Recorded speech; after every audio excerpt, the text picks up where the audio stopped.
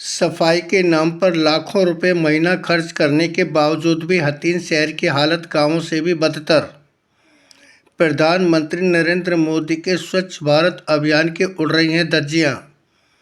जगह जगह लगे कूड़ा करकट व गंदगी के ढेर। डोर टू डोर कूड़ा उठाने वाली गाड़ी महीने में चलती है केवल 8-10 दिन। पिछले कई महीनों से हथीन शहर की सफाई व्यवस्था बिल्कुल चरमरा कर रह गई है। सफाई के नाम पर केवल खाना पूर्ति की जा रही है। लाखों रुपए प्रति माह सफाई के नाम पर नगर पालिका प्रशासन द्वारा खर्च करने के बावजूद भी स्थिति यह बनी हुई है कि शहर के सभी 13 वार्डों में शायद ही कोई ऐसी गली मोहल्ला होगा जहां पर जगह जगह गंदगी व कूड़ा करकट के ढेर न लगे हों। नालियों की नियमित रूप से सफाई न होने के कारण नालियां भी गंदगी से अटी पड़ी हैं। नगर पालिका प्रशासन ने शहर की साफ सफाई के लिए 23 कर्मचारी रखे हुए हैं, जो कि आबादी के हिसाब से काफ़ी कम है। इसके अतिरिक्त डोर टू डोर कूड़ा उठाने के लिए एक निजी कंपनी को लगभग 83 लाख रुपए का ठेका दिया हुआ है, लेकिन ठेकेदार द्वारा डोर टू डोर कूड़ा उठाने वाली लगाई गई गाड़ियां न तो पर्याप्त मात्रा में हैं और जो भी हैं वे भी महीने में केवल ज़्यादा से ज़्यादा मात्र 8-10 दिन ही चलती हैं, जो कि अपने कार्य को नियम अनुसार नहीं कर रही हैं। शहर के 13 वार्डों की अधिकतर गलियों में गाड़ी जाती ही नहीं है और जो थोड़ा बहुत कहीं जाती हैं तो कूड़ा करकट को निर्धारित स्थान पर न डालकर इधर उधर कूड़ा खाली करके गंदगी को और बढ़ावा दे रही हैं।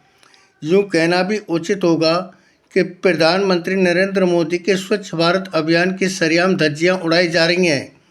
डोर टू डोर कूड़ा उठाने वाली गाड़ी अधिकतर कूड़ा को निर्धारित स्थान पर न डालकर खिड़की दरवाजे वाले रास्ते के पास खाली पड़ी ज़मीन, जिसे बाग के नाम से जाना जाता है, वहां पर डालकर अपने कर्तव्य की इतिश्री कर रही हैं। आश्चर्य की बात तो यह भी है कि उक्त जगह नगर पालिका कार्यालय से चंद कदमों की दूरी पर ही है। इसके बावजूद भी पालिका प्रशासन द्वारा उक्त गंदगी के ढेरों की तरफ मूक दर्शक बना हुआ है। सरकारी अस्पताल और दादा गुलाब शाह चौक से खिड़की दरवाज़ा वाला रास्ता मेन बाज़ार को जोड़ता है। इस रास्ते से प्रतिदिन हज़ारों लोगों का मेन बाज़ार में आवागमन होता है। इसके अतिरिक्त गली मोहल्ला में मस्जिद वाले रोड के निकट, जैन मंदिर के सामने, रिंडका रोड पर माता के निकट आदि स्थानों पर कूड़ा करकट के ढेर आम देखे जा सकते हैं। कूड़ा करकट व गंदगी के ढेर से उठने वाली दुर्गंध से लोगों को काफ़ी परेशानी उठानी पड़ती है। शिकायतें करने पर पालिका प्रशासन द्वारा कभी कभी जेसीबी मशीन से कूड़े के ढेर को उठवा दिया जाता है। नगर पालिका कार्यालय के बिल्कुल सामने राजकीय कन्या वरिष्ठ माध्यमिक विद्यालय है, जिसकी दक्षिणी दिशा की 4 दीवारी खाली पड़ी जगह, जो कि बाग के नाम से जानी जाती है, सटी हुई है। वहीं पर डोर टू डोर कूड़ा डालने वाली गाड़ी दिन दहाड़े कूड़ा डालती रहती है। कुछ समय पूर्व हथीन के एसडीएम एवं नगर पालिका प्रशासक लक्ष्मी नारायण राजकीय कन्या वरिष्ठ माध्यमिक विद्यालय में आयोजित एक कार्यक्रम में बतौर मुख्य अतिथि भाग लेने के लिए आए थे, तो उस समय संवाददाता उदयचंद माथुर व विद्यालय के प्रिंसिपल एवं अध्यापकों ने स्कूल के साथ 4 दीवारी के पास डाले गए कूड़ा करकट व गंदगी के ढेर दिखाते हुए कहा था कि इसकी बदबू के कारण छात्राओं व अध्यापकों एवं आमजन को काफ़ी परेशानी उठानी पड़ रही है व बीमारी फैलने का भय बना हुआ है। उस समय एसडीएम लक्ष्मी नारायण ने नगर पालिका के बीआई चमन लाल को अविलंब वहाँ से कूड़ा करकट व गंदगी उठाने के निर्देश दिए थे, लेकिन चंद दिनों बाद फिर से वहाँ पर कूड़ा डालना आरंभ कर दिया। खिड़की दरवाजे वाली जोड़ के साथ खाली पड़ी ज़मीन में भी सबसे ज़्यादा कूड़ा करकट के ढेर लगे हुए हैं। उक्त कूड़ा करकट के ढेर डोर टू डोर कूड़ा डालने वाली गाड़ियों द्वारा व पालिका प्रशासन के सफाई कर्मचारियों द्वारा हाथ रेडियों के द्वारा डालकर लगाए गए हैं। जब ज़्यादा कूड़ा करकट हो जाता है तो यदाकदा उसमें आग भी लगा दी जाती है, जिसके धुआं से आम जन को परेशानी उठानी पड़ती है। वहीं प्रदूषण फैलता है। पालिका सचिव देवेंद्र माथुर के संज्ञान में जब भी वहां पर कूड़ा करकट में आग लगाए जाने का मामला प्रकाश में लाया गया, तो उन्होंने तुरंत ही फायर ब्रिगेड की गाड़ी को मौके पर भेजकर आग को बुझवाया। लेकिन इसके बावजूद भी स्थिति जस की तस बनी हुई है।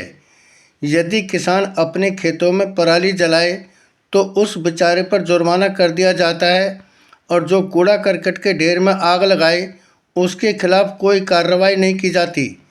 नगर पालिका प्रशासन द्वारा तंग गलियों, जहां पर डोर टू डोर कूड़ा उठाने वाली गाड़ी नहीं पहुंच पाती, इसके लिए हाथ रेडी भी मंगवाकर सफाई कर्मचारियों को दी हुई हैं। लेकिन जिन सफाई कर्मचारियों को उक्त हाथ रेडी दी गई हैं, उनमें से अनेक अपने निजी कार्य, यानी कि जिनके घरों में वे निजी रूप से सफाई करने के लिए लगे हुए हैं, केवल उनका ही कूड़ा उठाने का काम करते हैं। यानी कि सरकारी रेडी का अपने निजी कार्य के लिए ज़्यादा इस्तेमाल कर रहे हैं।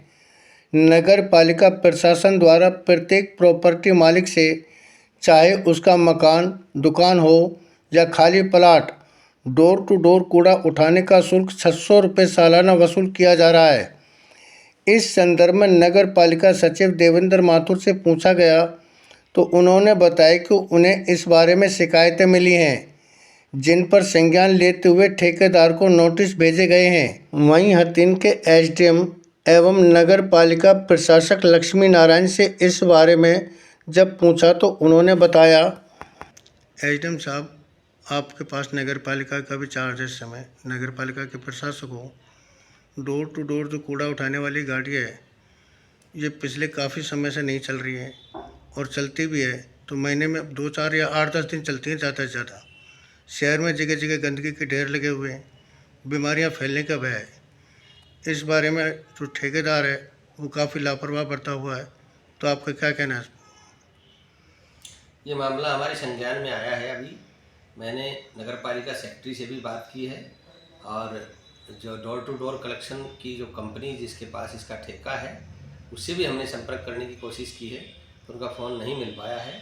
और क्या कारण है जिस वजह से शहर में साफ़ सफाई सुचारू रूप से नहीं हो पा रही है, ना उन्होंने पूरी गाड़ियाँ लगा रखी हैं और ना पूरे कर्मचारी भी नहीं बताए जा रहे हैं। हम इस संबंध में पूर्ण जानकारी हासिल करेंगे। अभी उनको एक नोटिस दे दिया गया है नगर पालिका की तरफ से, और एक नोटिस और देंगे। अगर फिर भी वो अपना अगर ठीक तरीके से कार्य नहीं करता है तो हम टेंडर को कैंसिल करने की प्रक्रिया शुरू करेंगे, और जो ज़रूरी प्रावधान है उनके तहत उनके खिलाफ मुकदमा दर्ज करवाएंगे, और जो भी आवश्यक कार्रवाई है वो हम उनके खिलाफ करेंगे। अभी जो हमने एक नोटिस दिया है, नोटिस का जवाब आ जाता है, क्या वो जवाब देते हैं, क्यों उन्होंने पूरे नॉर्म्स नहीं कर रखे हैं,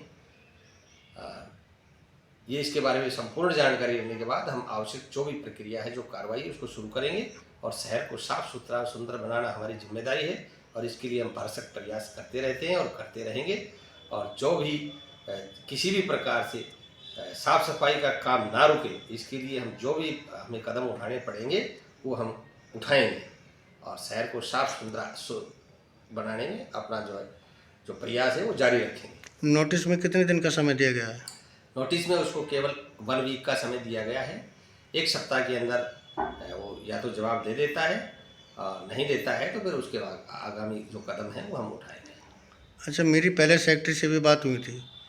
ठेकेदार को ठेका जो है मई में दिया गया था, और ठेके देने के पश्चात यानी कि मई में भी उसको नोटिस दिया गया था।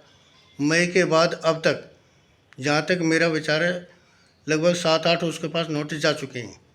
नोटिस देने के क्या फ़ायदे जब उसके खिलाफ कोई कार्रवाई नहीं हो रही? तो हाँ, पहले भी उसको नोटिस दिए गए हैं, लेकिन वो बीच में उसने काम अपना सही तरीके से करना शुरू कर दिया था नोटिस जाने के बाद। लेकिन बीच बीच में वो इस तरह के करता रहा है कि अपना उसका ढीलापन नज़र आया है, लेकिन बाद में फिर उसे वो ठीक करने लगे। हमने उसकी पूरी पेमेंट नहीं की है अभी, उसकी केवल 3 महीने की ही पेमेंट की है। अगर वो इस तरीके से करता रहेगा तो कार्य जो उसकी पेमेंट भी स्टॉप कर दी जाएगी, उस पर पेनल्टी लगाई जाएगी, और आवश्यक जो कार्रवाई है वो की जाएगी, और उसका टेंडर रद्द करके टेंडर प्रक्रिया दोबारा शुरू करेंगे हम। ये हमने उसको स्पष्ट हिदायत दे भी दी थी और फिर से उसको एक बार कह देते हैं, नोटिस में ये सब उनको बता दिया गया है।